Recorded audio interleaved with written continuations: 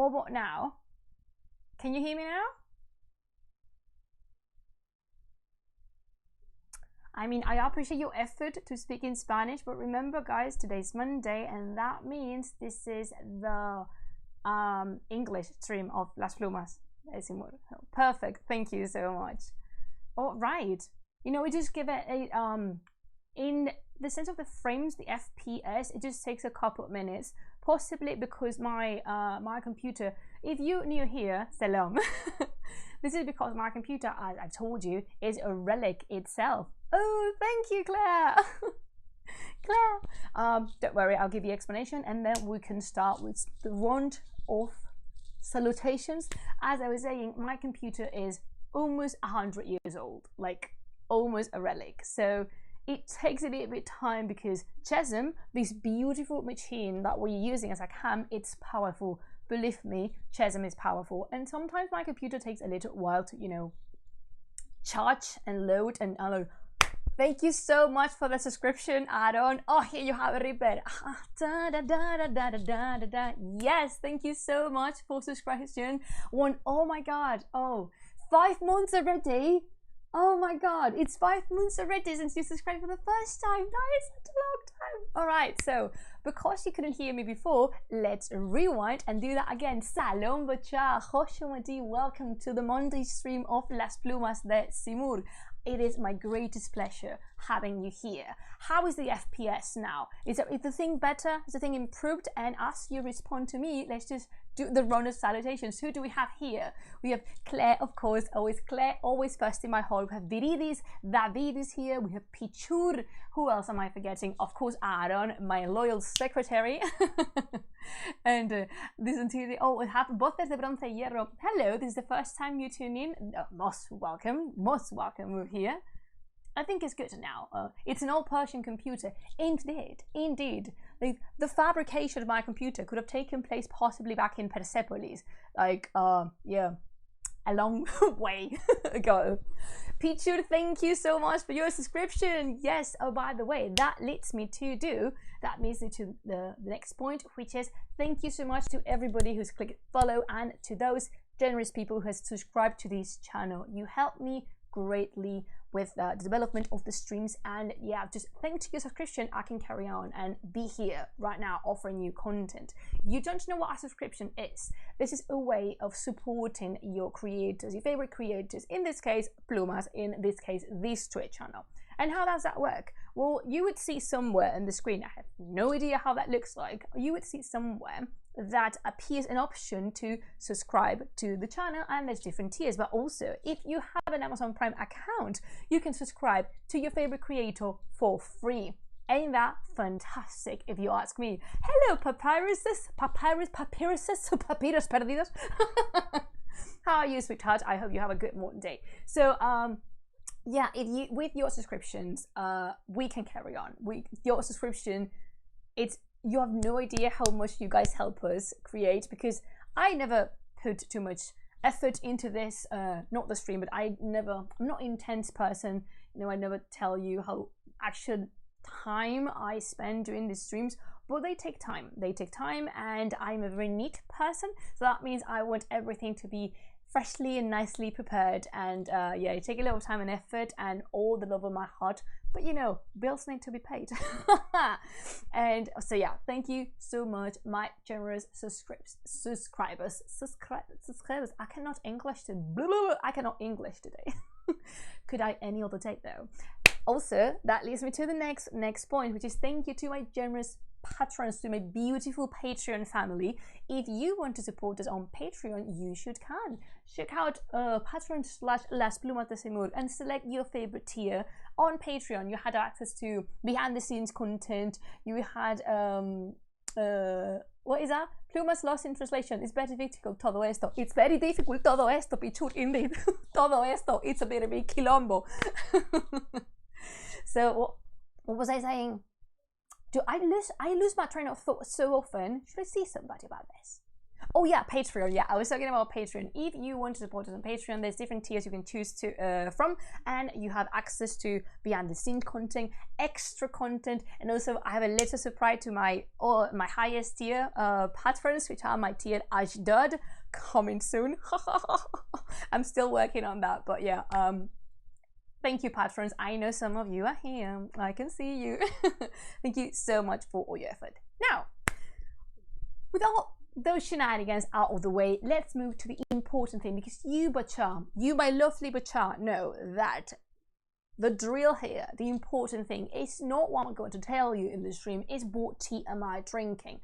Are you guys drinking tea? Because I would love that just because this stream is influence on you, just because Plumas has indeed penetrated your brain, the deepest layers of your brain, and made it into the core of the deepest core of your soul, and now because of my influence you started drinking tea. I saw Elena before. Hello Elena. Elena's here, and I don't know if she's drinking tea right now, but this it's Monday, Butcher, it's Monday, and it's been not a bad Monday, it hasn't been a bad Monday at all, but it's been quite intense, if I had to say it. It's been a very hard working day. So this is my comfort tea, which is my black Turkish, not refined tea.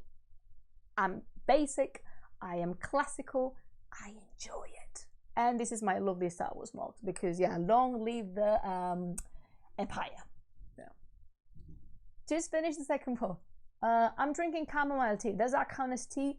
Oh, it is an infusion. Yeah, hot juicy leaf, as one of my friends wants to call it.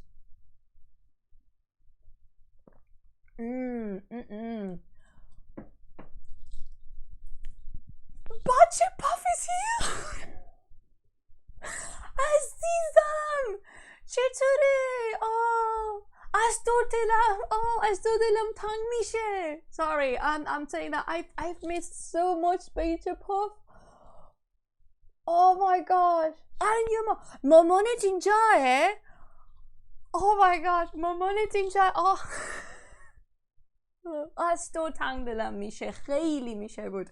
Oh, I'm drinking black tea with cherry. That is such a fancy combination. Papiros perdidos. Oh, vale. Oh my god, it is. Sorry. Budget Puff is a dear friend. And that shambles and rumbles was me attempting to speak Persian to her and to her mum. Salam maman, tohubi. And yeah, I've missed Budget Puff so much. If you guys don't know who Budget Puff is, she's part of a very big project and fantastic project of a podcast called Mazander's Cast, and they also do commentaries on the Book of Kings, and they do a little bit more practical shenanigans, like they talk about flying to Tehran, they talk about food, Iranian culture, and I highly 200% recommend you to check them out. In Twitter is at Mazander's Cast, as it sounds. So yeah, maybe something is coming. Maybe, I don't know. I'm just cannot say. Sorry, that shook my entire world, because I was not expecting Budget Puff to be here, and it fills me with joy and happiness. And Moraid, thank you so much for your subscription. Oh my god, is this a subscription party? I am so happy. Thank you guys, thank you so much for that. And any excuse to see Reaper dancing is an excuse. So okay. Enough of my rambling now, because we came here for something. What we doing today? It's been 5 months. Sorry. It's been 5 months. 5 months supporting this channel. That is almost half a year. I'm not okay. It's been this long since we started. I'm not okay. Not coping okay with it. Where does time go? Fuck's sake. So, alright, focus on me. And that is a tribute to Ariana Grande. What we're gonna do today is we're gonna carry on with our reading of the Book of Kings. Hello, Butcher, welcome to this I will comment that, yeah, I will say that on Thursday, but thank you, Marai, for the heads up as always. what we're going to do today is we are going to continue with the reading of the Book of Kings, which is this magnificent beauty I have here with me. If you don't know what the Book of Kings is, this is one of the Persian language masterpieces, and if you ask me, the Persian language masterpiece, because this is the best book ever written. It's not the most beautiful, because as I always like to just mention, the most beautiful thing ever written is the poem of Lugal Banda, but we will get there one day, perhaps sooner than you expect. Laura, por favor. So this is the Shāh-nāmeh, or the Book of Kings by Ferdowsi, and this is actually the 6th part of it. This is part 6 of a series of parts that we've already done and covered. So the last part, just to refresh the memory, in the last bit we finished with the cycle of Zahok, which, if you remember, is my favorite character inside the Shāh-nāmeh. So I really hope you guys enjoyed that one, because it was amazing going through that journey with you. If this is the first time you come, you're most welcome to stay. Of course, you're most welcome to stay. However, bear in mind that I'm not going to be stopping in certain things as much as I did on the first part when we started reading it. So my suggestion is that if you want to stay, always welcome to stay. But then after, go check in our videos for the rest of the other parts, because you are going to enjoy it. I promise to you, Bache, that now, this Bache who's looking at me right now, that when you start diving into the wonders of the Book of Kings, you would not regret it, and you will be as enchanted and as charmed by it as I am, because this is one of my favorite books in the entire history. So let's do, oh, I've lost my bookmark, but worry not, I know exactly where we are at. Yeah, always bye-bye Zahok, bye-bye my DM. So what happened last is that, do you guys remember Fereydun? And that is just an excuse for me to drink tea. I have so much pressure because now the actual drill is watching me. Like, I can feel the Iranian vibes coming through the screen. By the way, Hoshbaktam, Maman Sara. So, Fereydun was the person who recalled the Far. Do you remember? Something very bad happened, and big hero. Woohoo! Yes, exactly. We love Fereydun. I really like him. So, what happened was that something happened, and the Far, which is the glory, the heavenly right to rule, abandoned humankind. It's left. And then it came Zahok, which is the Demon King, and my favorite character in the entire book. I'm always excluding Simurgh. So yeah, Fereydun was the person responsible from bringing back the Far, and he defeated Zahok in this amazing finale that I definitely recommend you to listen to. He defeated Zahok, and then he placed himself in what now we call the throne of the world, because at this bit we are in the mythical part of the Shāh-nāmeh, and everything's new. The world is just freshly created, and yeah. By the way, sorry if I'm a little bit bloppy or clumsy with my words. As I say, it's been a very intense day, and yeah, just for you to know, this is not my mother tongue. So sometimes a little bit, you know, my brain's a little bit tired. My brain, if only I had one, how would that be? So, I love this tea. So, what we're gonna do now is that we're gonna enter. I'm not gonna take off my jumper because it's a very weird day today, so I don't know if I'm cold or not. I'm gonna leave my jumper here. What we're gonna do today, right now, is that we're gonna enter the story of Fereydun and his 3 sons. And I'm not gonna say anything because I don't want to spoil it for you, but just hold on to your seat because I'm stop Laura. Oh, by the way, if you're new here, you should know that I read the book out loud, but also I comment on it because this is one of the things I work with my dissertation, as this shows. So, of course, the first thing to do when you defeat an evil king and want to place yourself in the throne of the world is, well, being enthroned. So, Fereydun is enthroned, finally, when Feridun became the world's sovereign and saw that there were no rivals to his rule, because no one dared to raise its voice in front of Feridun. Feridun is such a great character. He prepared the royal throne and crown according to the custom of the Khayanid kings. Who are the Khayanids? The Khayanids are the mythical dynasty that started with Qumars. It was Khayan Qumars, which is the first character in the Shāh-nāmeh and the first king who sprouted, literally sprouted from the mountain. And this dynasty is super important, and this is the one Feridun belongs to, because his father, which by the way, we do not like Avatin, we do not like Feridun's father. It doesn't matter what the book says, I don't like Feridun's father. And he belongs to, because if I'm not mistaken, I'm just citing this from memory, Feridun's father was of the house of Tahmuris, which is one of the mythical kings and also one of the sorcerer kings. Just adding spices to this as we go. So, he placed the crown on his head at the beginning of the month of Mehr.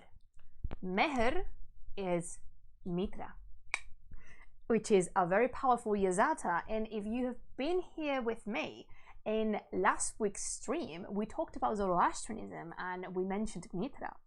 Do you remember what Mitra was Yetzada of? And I know Aaron, I'm waiting, Azizam, I'm waiting for your answer. Where's Aaron? I cannot see him. Aaron, honey, could you tell us who Mitra is patron of? No one? Begu? Can you imagine I actually have Aaron here? The plot twist. So yeah, he placed the crown on his head at the beginning of the month of Mehr. Son, yes, indeed, correct. Have yourself a good high five with yourself, like, boom. Yes, Mitra is the Yazada of the sun and one of the most powerful Yazadas in the whole Zoroastrian pantheon. Not as powerful as Atar though. Do you want to know who these peeps are? Head over to my other stream and find out. I am the best community manager I could wish for, because I am the only community manager I can pay for. Yeah, I'm really sorry, but this is what you came here. This is what you signed up for, if you didn't know that already. So he being Feridun, placed the crown on his head at the beginning of the month of Mehr on an auspicious day. People turned towards wisdom, and the world was free from the fear of evil. This is Zahog's doing.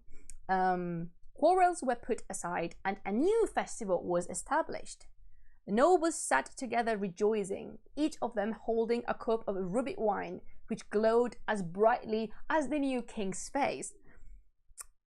And as the month began, the world was renewed with by his justice. So, one of the things to know is that, yes, this is a Persian book, but by the time this was written, which is 1010, this was a Muslim kingdom. And if you see, there's no problem with mentioning wine or drinking and even all the things we've covered already. Like, this is not a book that's excessively Puritan, if you know what I mean.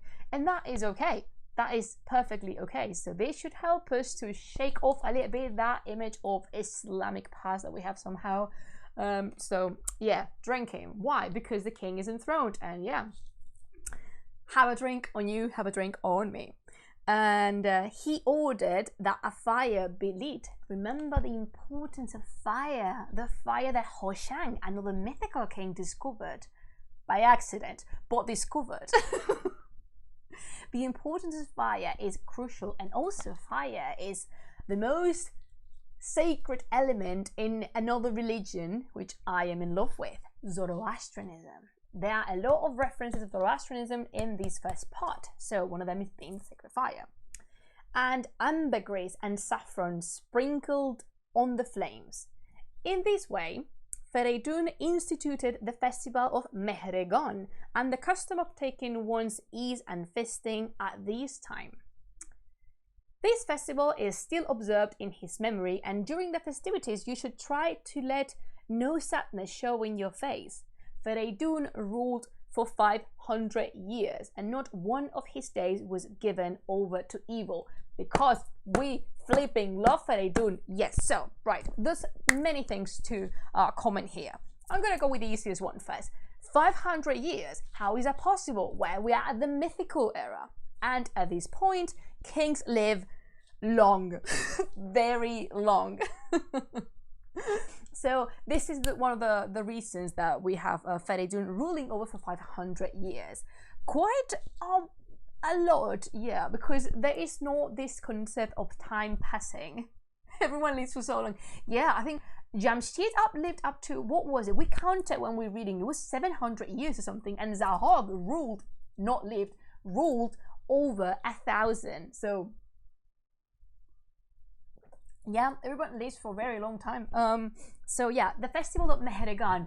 Actually, Mehergan was a couple of weeks ago, because this is a festival based strongly on Zoroastrian roots that still to this day, to this very 2020, Iranians celebrate. And the importance of fire is crucial over there. And it's interesting to see that in the book, it says the festival is still observed in his memory, as in to this day he's writing. So that means the memory of that festival carried out for another 1,010 years. How amazing is that? How amazing is that we are able to keep and observe Zoroastrian festivals from such a long ago. Oh my god, I'm flabbergasted at this. Zoroastrianism is my go-to always. It's my comfort topic of study. And but I want you to think of this way.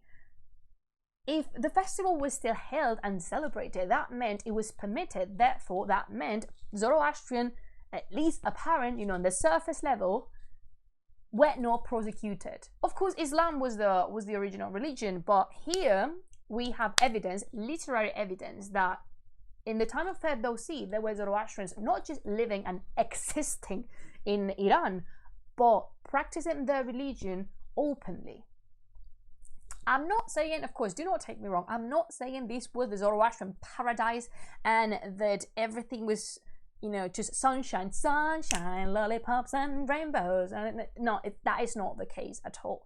There was much more to it than just this. But the mentions in literary sources help us understand the conception of certain things from the past. And this is a very important one. So yeah. And I'm going to carry on, because if not, I said that I mentioned that on my latest stream. I could just speak about Zoroastrianism and the Book of Kings forever, but that is not what we came here for. Today, I'm going to read. Also, I'm going to turn on Mul, because even if it's not that dark on screen, I actually cannot see, because I am as blind as a tiny bat. I feel ya. Okay, all right. Yeah. What about this one? Or that one? Oh my god, and it was all yellow. Yeah, I think we'll stick with that one. What you reckon? Oh my god, my neck is very red. That means there's blood under my skin. Continuing on. Oh, do you guys remember Faranak? Faranak is Feridun's mom. So Faranak was unaware that her son had become king. And that Zahok have been driven from the throne. His good fortune at end. Oh, hello from Mithra's abode. Do you live in the sun? My respects to you. Or is that Iran? What is it? Which one of the two? So yeah, Faranak had no idea that his son was enthroned now, because yeah, I guess your mom is the last person you tell you've conquered the palace of the Demon King. I don't know. When news came to her that her son was crowned, she washed her head and body and prayed. The importance of ablutions as a symbol of cleaning yourself, as in when you clean yourself from the outside, you also cleansing yourself from the inside. Yeah, she bowed her head down to the ground and cursed Zahok and praised God who had brought such a happy turn of events. Good job, Feridun. She secretly gave succor to the poor and unfortunate, telling no one else of her actions. We love Faranak. For a week, she distributed goods in this way. Then she held a week of celebrations, opening wide the purse strings of her fortune and making her home like an orchard filled with guests. Because if we know something, is that Iranians love mehmani, and that means party. And what implies party? A massive gathering of people. Not COVID friendly, but very Iranian. I love my Iranian friends. All the wealth she had accumulated, the cloth and royal gems, the Arab horses with their golden gear, the armor, the helmet, the javelins, the swords and the belt. This is alright. This listing of elements is just a way that we have to understand what was important and what was held as wealth and goods back in the day. And Faranak had quite a lot, but had it all loaded on camels. The importance of the camel as a medium of transport. And actually, most probably at this point, the camel is not the African camel from the Sahara Desert that we picture in our heads, but the fluffy Bactrian camel. I don't know if you guys can Google the Bactrian camel and put it just right over there so people can see how a Bactrian camel looks like, because it's so fluffy and cute. What is that, Botchapov? Iranians still do that thing. If something good happens for you, throw a party. Ain't that the way though? Ain't that the blood way? Yes. So she sent to her son all the camels with all these things, with a message of congratulations on his accession to the throne. So that is the OSCRP 300. Thank you for the follow so much.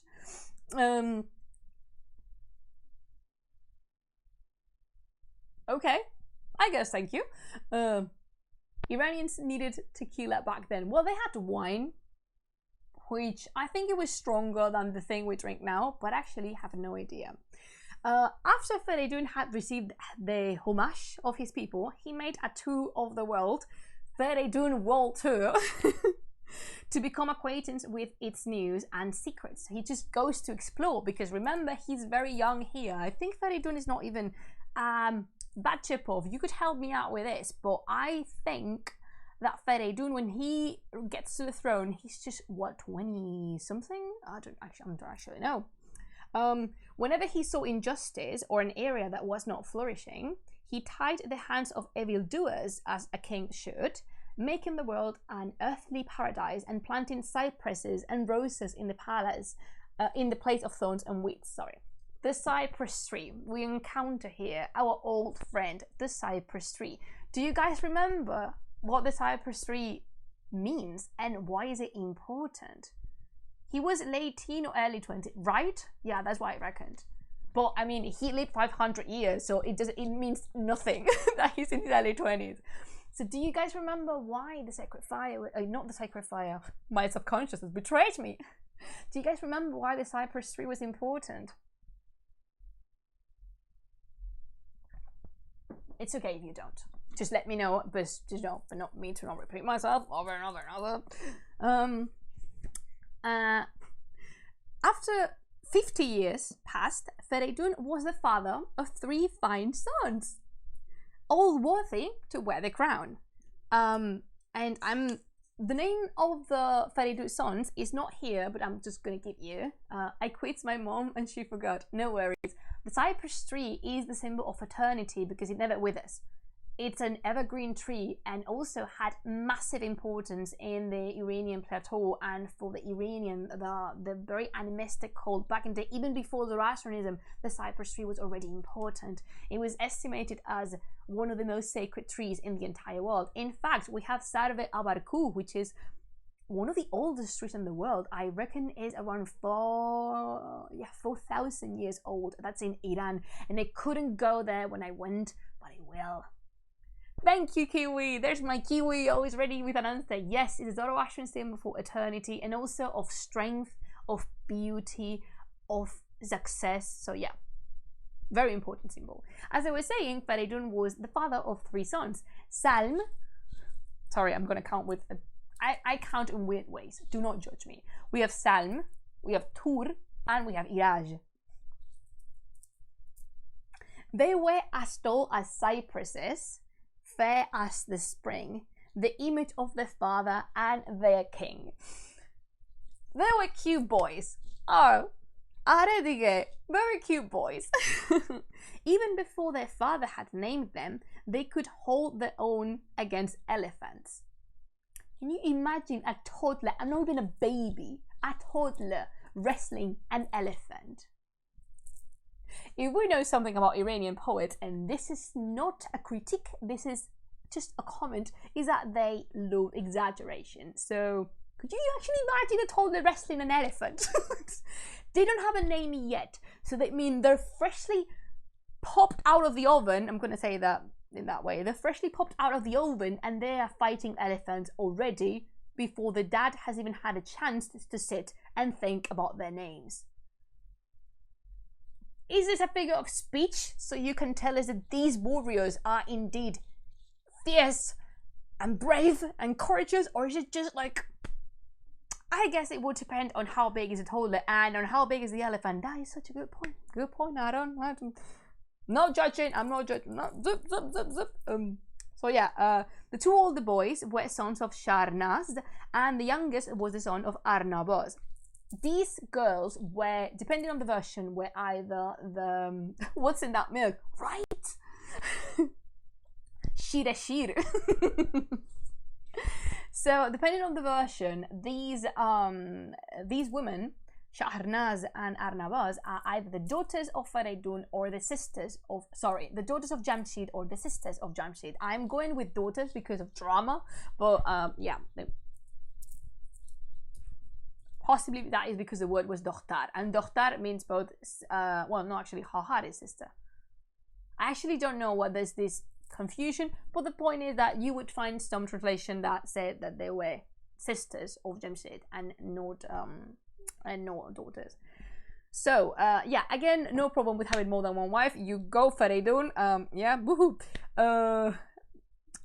Yeah, so the two older ones, Salm and Tur, are the sons of Shāh-nāmeh, and the youngest, Iraj, is the son of Arnabaz. This is important. I'm Andres. Sorry, I'm working and I'm gonna eat the streaming. Keep rocking, girl. No problem. That is absolutely fine. Nusa John, enjoy your food. When Faridun saw their worth, because he saw them wrestling bloody elephants, I guess, as a normal kid would do in the mythical time in Iran, I don't know, he asked his advisor Jandal. We like Jandal, okay? I do. To search the world for 3 princesses born from the same mother and father who would be worthy brides for his sons, because we are here on a schedule. The kids, how actually, wait, the kids haven't got a name yet and you're already looking for a wife? Not only one for 3 wives for them? Really? It's just, it was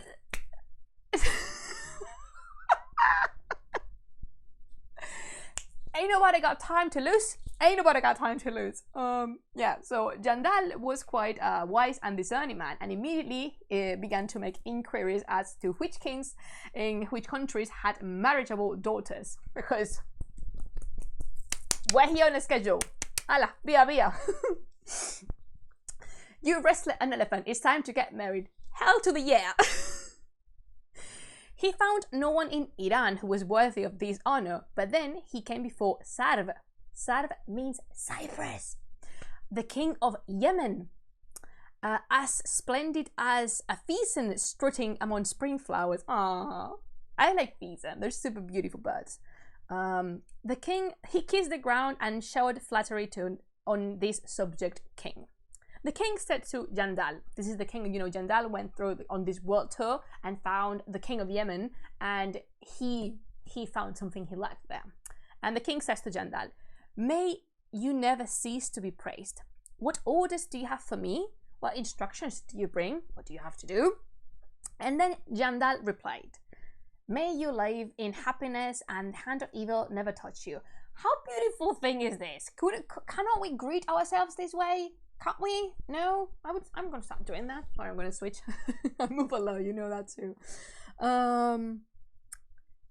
I am a lowly Persian subject, and I bring you Feridun's wishes for your wealth and prosperity as the undeemed star of the Arabs.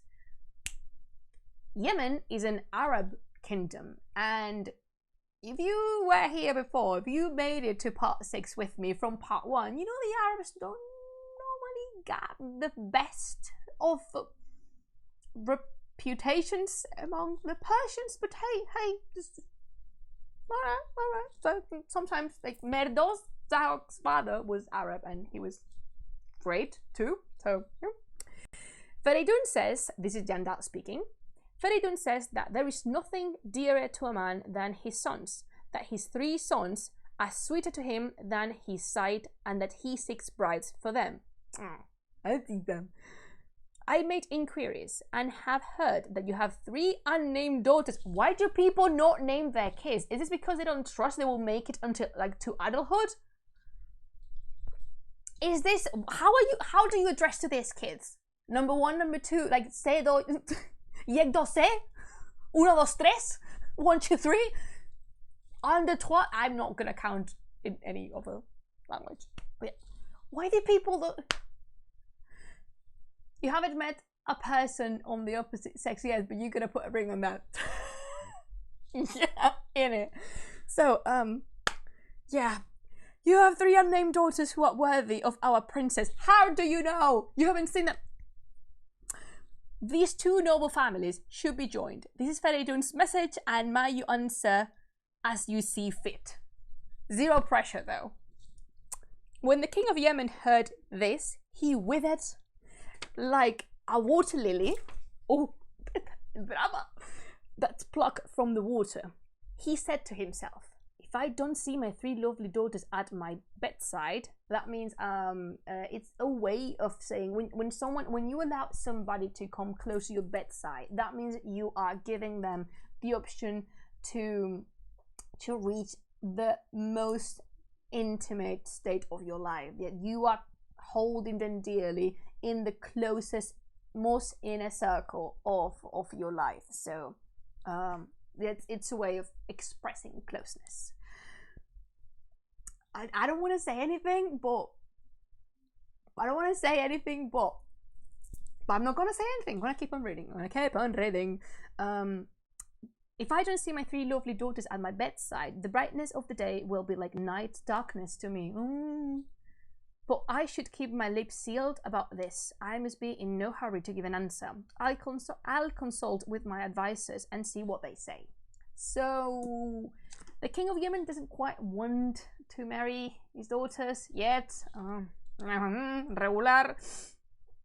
He had a suitable lodging prepared for Feridun's messenger. Then he summoned his advisors and put the matter before them. He said, I have 3 daughters, bright as lead tappers in the loveliness, and because of them Feridun had laid a trap for me. Drama. And also, yeah, your daughters are the dearest thing you have, and you haven't named them yet. How does that work? He wants to separate me from these girls who are as dear to me as my sight. Still no names. So he really, like, the king of Yemen really thinks that Feridun's doing this on purpose, out of some kind of wicked, distorted plan. If I say I am pleased at this development, I will not be telling the truth, and it is unfitting for a king to lie. Alright, truth and lie play a major role in Zoroastrianism, but also they're very important for the Persian background. We know for a fact that, for example, the Achaemenids and the Parthians and the Sassanids despise lies. It's condemned about the tablets that we keep from them, the very little recordings we have from them. One of the worst things you could do ever in your entire existence is lying. I love that. I love that so much. But yeah, it's that is one of the reasons the king of Yemen doesn't quite want to say what he's thinking, because it's not only that he's lying to a king, it's just he's lying and he shouldn't be doing that. Beridis is just clicked on. She was sleeping and now she's like, oop, that is the drama train coming for me. Besides, if I hand my daughters over to him, how will I endure the fire in my heart and the tears in my eyes? Dramatic, but truthfully hurtful. But if I reject this request, my life will be harried by his rage. It would be no light undertaking to provoke his wrath. He is the Lord of the world, and you have heard how he dealt with Zahok. Now, what do you propose that I do? He really doesn't know what to do. Attention! Can you feel attention? The chieftains replied, we do not see why you should twist and turn with every breeze that blows. So basically, calm the F down, Your Majesty. Feridun may be the Lord of the world, but we are not slaves to do his bidding. To give out counsels our proper task. Sorry, to give counsel is our appointed task. My tongue just twisted there. But spears and steeds are all the faith we ask. With daggers we will make the earth blood red and crowd the day with lances overhead. So basically, you can imagine where this is going. If you approve of Feridun's sons, make them welcome and keep silent. But if you want to find a way out of this and are still afraid of Feridun, demand conditions that will be difficult for him to fulfill. The king heard them out, but remained unsure of what he should do. So basically what they are advising him to do is say yes, because you have to, but then just offer these extravagant, impossible conditions to Feridun to fill, and that way you would not be saying no, but you will be keeping your daughters, which is basically, at the end of the day, what you want to do.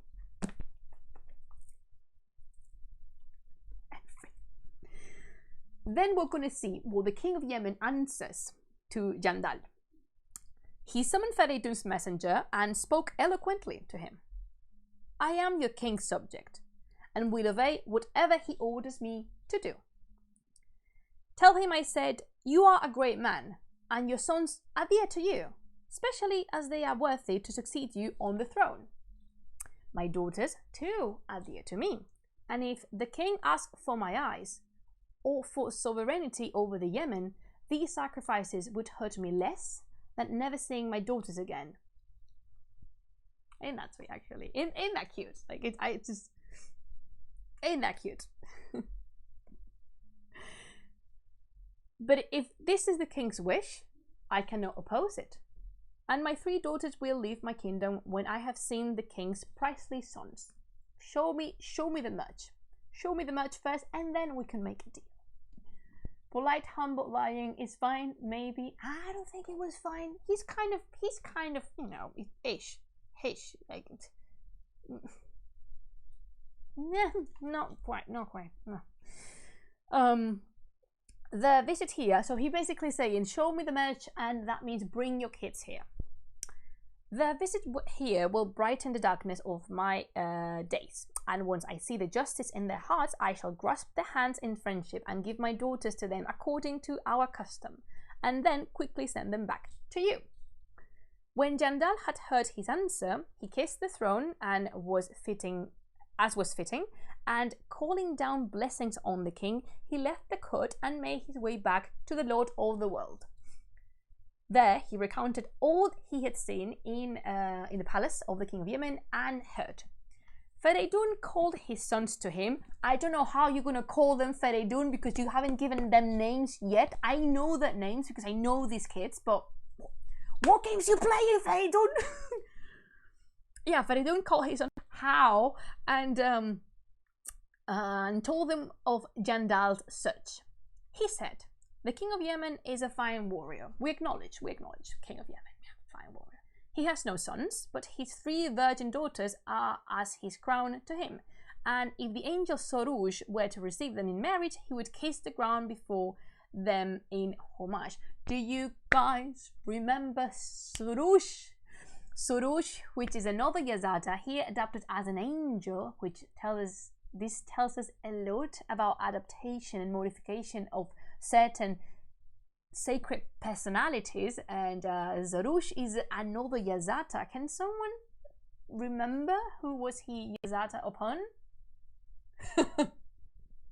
Their names are Hugo, Paco, and Luis. I love it. Children, come here, like that. Aaron, are you a dad? You know this, right? Oh, my teeth running out. So yeah, if you know what Soros or Soros is your dad of, just leave it here. And I think they are Julio Jose, Mario Manuel, and Alfonso del Campo. I wish. I mean, we can call them like that, which is no, I know their names. Poor babies. So yeah, I have asked for these 3 brides as you make me nervous, guys. I'm a teacher. It's almost like being a dad. Ain't that true? Yeah. Please bump for that, Aaron. I am with you in that side. I have asked for these 3 women as your brides and said all that is fitting. Now you must go to him and speak eloquently on your own behalf. We are presuming the kids are grown-ups. At least 15? I actually don't know. You must be wise and cautious and listen carefully to all he tells you. Speak well when you answer him and address his questions intelligently. Don't be a dumbass. Hey, good job, Beridis. Rosh is the Yazata of obedience. Good job. Yeah. Oh, you guys listen to me when I speak. Isn't that fulfilling? Yeah, tell the truth when you speak and choose your words wisely. Be eloquent, perspicacious, and pure in your deeds. See that you're worthy of praise in any company. This is the dad lecturing the kids before they leave. The king of Yemen is a shrewd man, and he has few equals. He must not think you are weak, because if he does, he will try to trick you. On the first day there will be a feast at which you will be honored, because this is the custom of the kings. His 3 beautiful daughters will be there in their splendor, seated on thrones, and each of them equal to the full moon in her beauty. The youngest will sit in front, the oldest will sit further back, and the middle one between them. It is such a Persian parent lecture. Yes, it is, and some Spanish too. But you should be aware of this. And when he asks you, which is the oldest, which is the middle one, and which is the youngest, you must be able to answer correctly. So basically, Feridun is giving the kids a heads up on that what's going to happen after they arrive to the King of Yemen's court, and that is he's going to try to trick them. So the youngest is going to sit in front, the oldest is going to sit in the back, and the middle one is going to sit in the middle between them.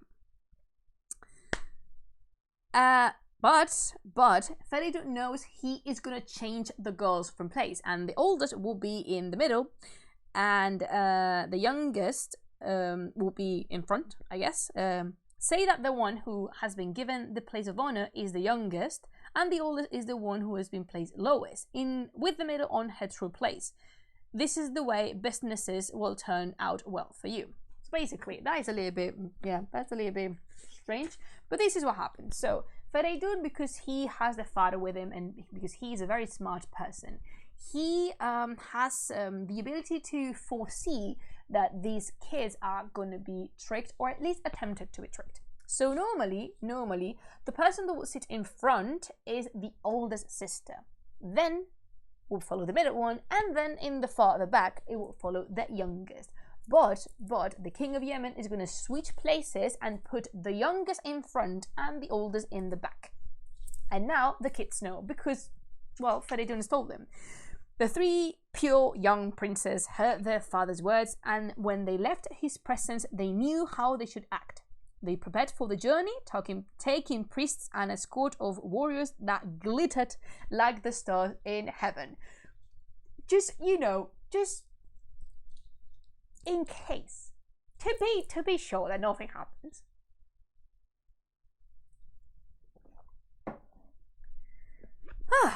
So Feridun's sons arrive at the court of the king of Yemen. When Sarv, this is the king of Yemen, when Sarv heard of the prince's approach, he had his army drawn up as splendidly as a pheasant's feathers and sent a welcoming party composed partly of members of his own family, partly of strangers.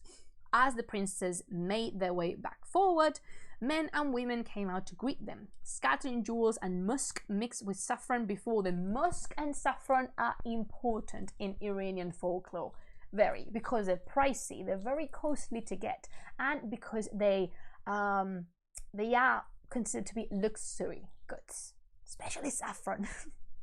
Saffron is very important, and well, you know, here what the King of Yemen is doing is making sure that his plan doesn't have cracks on it, and receiving the princes accordingly, throwing jewels, sending members of his own family to greet them, and, you know, just throwing perfume and luxury goods at their feet, because that is a way of saying that I am at your service, and not just me, but my whole people, my whole kingdom is at your service. No, don't waste the saffron. Yeah, the palace had been prepared for the princes and was like a paradise, filled with precious goods. Its bricks were of gold and silver, and its walls were draped with brocade. As they dismounted before in their hearts swelled with confidence, and night seemed turned to day. So they, you know, they're feeling confident, they're feeling good, you know, feeling ready for this. The three daughters were presented by the king, and they were as Feridun had predicted. Each of them was as radiant as the full moon, and they sat as Feridun had said they would. The king turned to the princess and asked, "Which of these shining stars is the youngest? Which is the middle one? And which is the oldest? You must indicate to me which one is which." The princess answered as they had been instructed, and in this way sealed the eyes of deceit. The king immediately realized that his trick had failed, and said, "The truth is as you say." And he gave the youngest to the youngest, the oldest to the oldest, and the middle one to the middle one. And so they plied the throat, with the three princesses blushing for shame at their father's behavior. They're not happy bunnies. Then the princesses returned to their own palace, their faces filled with beauty and charm, their lips with soft speech. Because it's not appropriate for the man and women to mix in court, you know, the princesses, especially if you're a virgin, you have your separate space. You do not sleep or eat or do your shenanigans in the same place as the men do. So now, something happens. Something happens. Now that wine triumphed over wisdom, so that the princes were ready to sleep, because they were, you know what I'm saying, they were a little bit like, you know, altered. Yeah, tipsy, slightly tipsy. The three were conducted to a rose garden, where they lay down on beds scented with rose water. Abegol. The abegol, the rose water, is also very important, and to this day is very important in Iran. Then the Arab king practiced magic against them. He threw a spell on Feridun's sons. He left the rose garden and raised a cold wind, intended that the young men would die of exposure. The plain and the garden froze and became so cold that even the crows did not dare fly in there. So remember that depending on who uses magic, it's allowed or not. We have another stream on that. You can search for that in our videos. But something very important is that when the magic is evil, it's always connected to cold, to snow, to winter, because that is the season that is connected to evil doing in Zoroastrianism, as fire and warmth are the spark of life. So the opposite, which is cold and snow, are death. So by the way, how badass is the king of Yemen can just summon a cold storm and send the snowstorm to the kids in the garden? Credit must be delivered. And yeah, the three princes sprang up in the cold, poor babies, but with their knowledge of magic and their prayers, they were able to overcome the king's spell so that the cold did not harm them. Remember again, Feridun is a sorcerer king, and so are the kids. So they counter the spell of this kid, of the Yemen king, and don't die, which is important. When the sun rose over the dark mountains, the deceitful king came quickly to the garden, expecting to find the faces of his sons-in-law blue with cold and their bodies frozen to death. For my heart could be blind and frozen. It's such a tune. So that's his, and then his 3 daughters could stay with him. This was how he hoped to see them, but the sun and moon did not favor him. Instead, he discovered the 3 seated in princely glory and knew that his spells had failed. He gave an audience to the nobles of his country and opened the doors of his ancient treasuries, revealing long-hidden wealth. Ka-ching! His 3 daughters, as lovely as the gardens of paradise, were brought before him, and he bestowed jewelry and crowns on them that were so heavy they were a torment to wear. Poor things. I mean, you don't give them names, but you give them crowns so heavy they're going to give them a headache and they cannot walk properly in them. Nice. Then he handed these 3 moons. Oh, I love when they compare it to the moon, because I know in English saying moon face to somebody is something actually nasty and disgusting to see, but no, in Persian poetry, comparing your face to the moon is actually very, very beautiful. Do that with your beloved. He handed these 3 moons over to the prince's safekeeping and said before the assembled nobles and priests, "According to our customs, I give these 3 daughters of mine to these princes who are worthy to marry them, and may they cherish them as their own sight, and hold them as dear as their own souls." Then he had the bride's baggage strapped on spirited camels, and all the Yemen glittered with jewels. And so the train of embroidered litters wound through the countryside, and the young princess's caravan set off for Feridun's court. You know, something I really like about Sarv is that he doesn't want to give up his daughters, and he tries. He really tries not to give them up by killing the sons of Feridun. However, he's a man capable of accepting defeat, and I think that is a valuable lesson the Shāh-nāmeh can teach us, isn't it? You cannot go against destiny, and because of Feridun's sons are indeed protected by their father, nothing could harm them. I mean, they know magic and so, but nothing could ever possibly harm them because they are protected by the above. So yeah. Oh, all right, guys, there's just 1 page left, but I am going to continue. You don't have a problem with that, because we are getting to the end of this chapter and something very important happens here, and I want you guys to enjoy it. So is there a problem with you? Are we okay? I reckon it will take like 10 to 15 minutes. Stay with me. I promise you won't be disappointed. I'm going to take a sip of water. Are dige, let's do it. Chesum. So now we go into a part that says that Feridun wants to test his sons. Dude, news came of their return. Without delay, King Feridun set out to block their way. He longed to know their hearts, and by a test lay all his mind's anxieties to rest. So basically, Feridun loves his sons to the core, but still no names. But he wants to prove them. He wants to check if actually his sons are the rightful heirs to the throne. And what does he do? He took a dragon's form. Feridun turns himself into a freaking dragon and blocks the way of the caravan. You know, he was so big that you would say a lion would have no defense against these creatures' strength. And from its jaws there came a roaring river of incessant flame. He is a... Hello, hi from Sri Lanka. That is a long way to go. Hello. He turned into a dragon, a fire-breathing dragon himself. Lend a thing or two from Zahok. Yeah, I still ship them.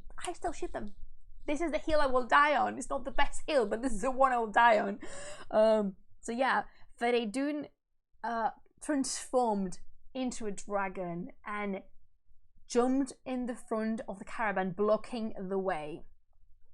He saw his sons, and dust rose to the sky, and the world re-echoed with his roar. Just imagine, just picture in your head this amazing dragon. Do not imagine dragons as European dragons, more than Chinese dragons, definitely, and you will be doing the great thing. Just standing up there, up in his hinters, and then he attacked the eldest prince, who said, "No wise man fights with dragon foes," and fled. So the first king, the first prince is scared, thinking that he cannot overcome the dragon. So he sets off, he flees.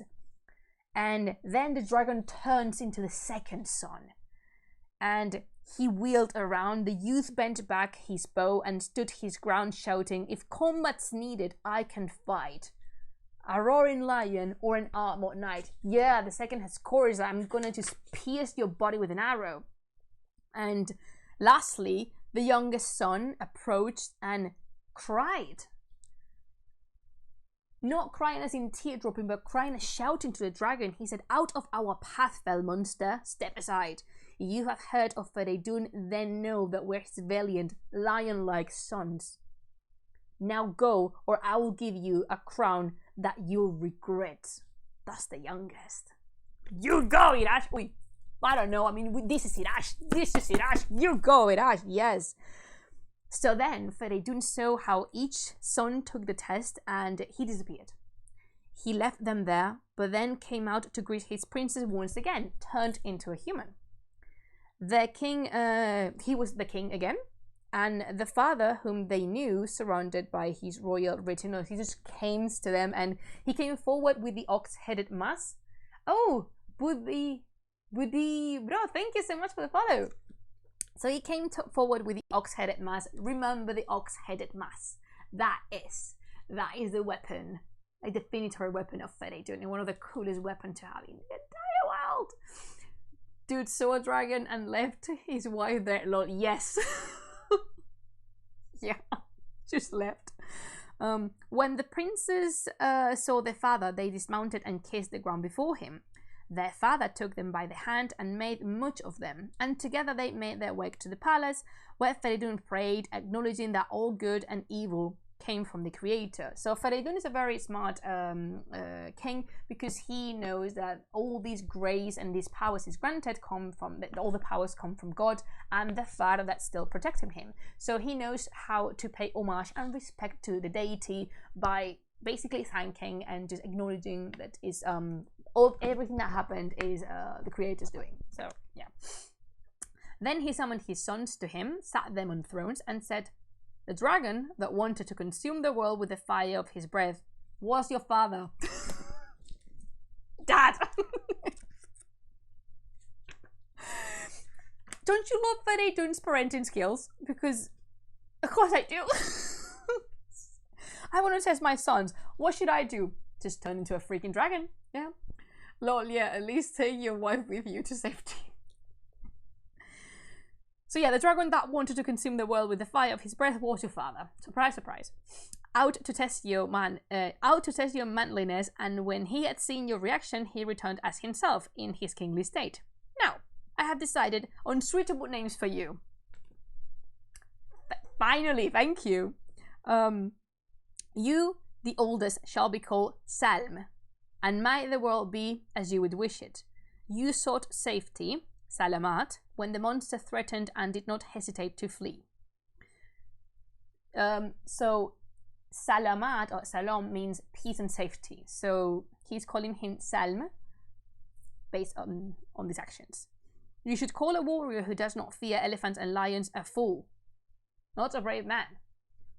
I love what they do. Yeah, sometimes people do not realize that fighting constantly is not bravery, it's stupidity. And some people prefer to flee and fight and just live to see another day and, you know, be able, because you're alive, to fight another battle. So, yeah. Our middle son began impetuously, and the fire increased his bravery, and we will call him Tur. He is a brave lion who is able to bring down a raging elephant. Bravery in its place is a fine attribute, and the coward does not deserve a place of honor. So see how diplomatic Feridun is? He's not calling out the oldest as a coward, and he's not calling out the middle one as just a jackass. And just, you know, like what's the word I'm looking for? A person who brags, that shows off. Could you help me out with that, guys? What is the word for a person that shows off a lot and brags constantly? Pretentious person? So yeah, as for our youngest son, a man who has both dignity and fierceness, who weighs matters carefully and is eager to fight, who chooses the middle way between earth and fire, as is right for an intelligent man, he is the most praiseworthy warrior in the world and will be called Iraj. May he remain magnanimous in all his doings, since from the outset he was like a lion and showed bravery in its inability.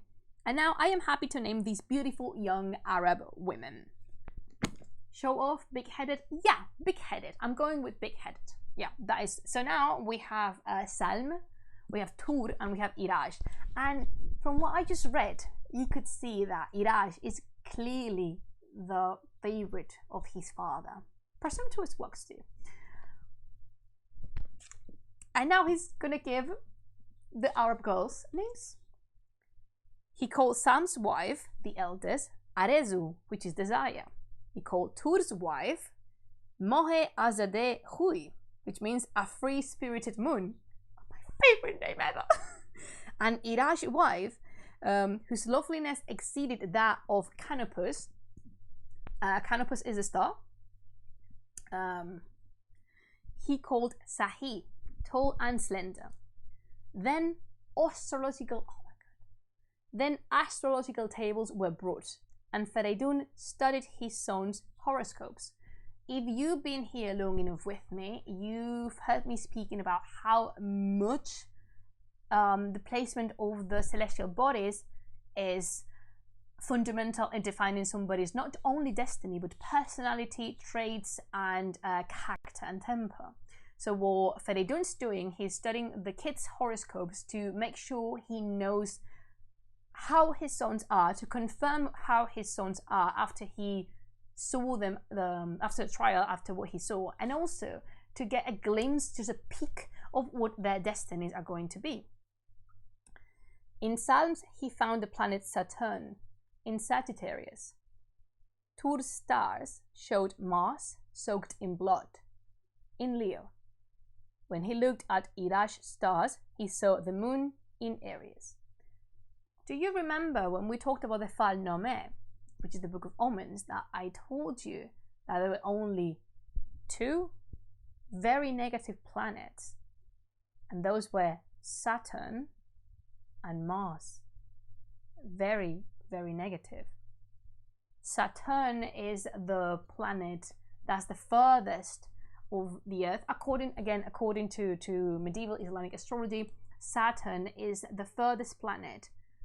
The deceiving planet is because you cannot actually see it that well. So you cannot, it's cunning, but you cannot guess his intentions ever. And thank you, that's very lovely.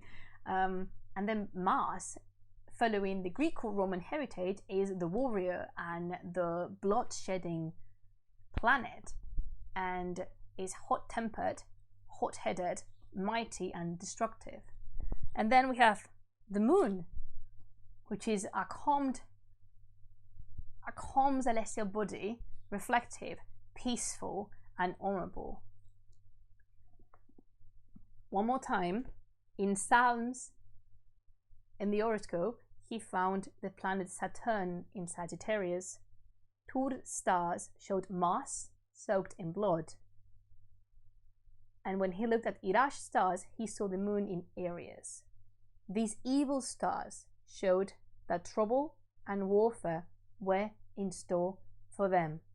And may I add that blood, a lot of blood, is about to be spilled. And this is everything for today. Oh my god, what's coming? Oh my god, what's coming? What a chapter. I really like this part too. I'm so excited. Thank you so much for tuning in with me. Thank you for joining our part 6 or the reading of the Shāh-nāmeh. If this is the first time you can no, dun dun dun. If this is the first time you came across this channel, hello, this is Las Plumas de Simur and I am Plumas. I am your host. And what we're doing here is that we are reading the Book of Kings. Well, we talk a lot about the variety of topics. We talk about astrology, mythology, medicine, magic, lots of Zoroastrianism. And we talk about Mesopotamia and we talk about Iran. So if you want to continue watching this kind of content, I invite you to follow the channel and maybe even subscribe to the channel. So yeah, thank you so much, Bacha. Thank you for joining me. I had the greatest time because I properly had a great time, and I hope you are enjoying the Shāh-nāmeh as much as I am. Hi, sounds very interesting. It is very interesting indeed. If you want to continue, there's a whole playlist with all the parts of the Shāh-nāmeh, which head over to my Twitter at Plumas de Simur, because I'm gonna there's a thread, an entire thread with all the parts in it, and you can find them there. It's great. I love the Shāh-nāmeh. Thank you so much. Oh my god, Claire, you're still here. Thank you. So yeah, if you want to watch the rest, either look throughout the channel or head over to my Twitter, and in the pinned tweet there's a massive thread with all the videos that we did. It was good to see the stream. Can't wait for the next chapter. Thank you so much. Khayli mamnoon azizam. Baton Mamanet, thank you so much for staying with me. And yeah, my tea, sadly my tea is almost finished, so I hope, guys, that you had a lovely time with me and that made our Monday a little bit less hard. I was very tired when we started, but now I am pumped out and I have my energy renewed, but because this beauty over there has the capacity of lifting my spirit to the very moon and back. So yeah, thank you so much for joining in. I am looking forward to seeing you next time. Remember, on Monday, bye Budiro, Budibro. Remember that on Monday is when we stream in English, but if you also speak Spanish, we stream on Thursdays in Spanish. So yeah, but it was delightful seeing you as always, and you know, until we see each other next time, thanks to all of you, and until we see each other next time, create, explore and have fun. Khudafiz.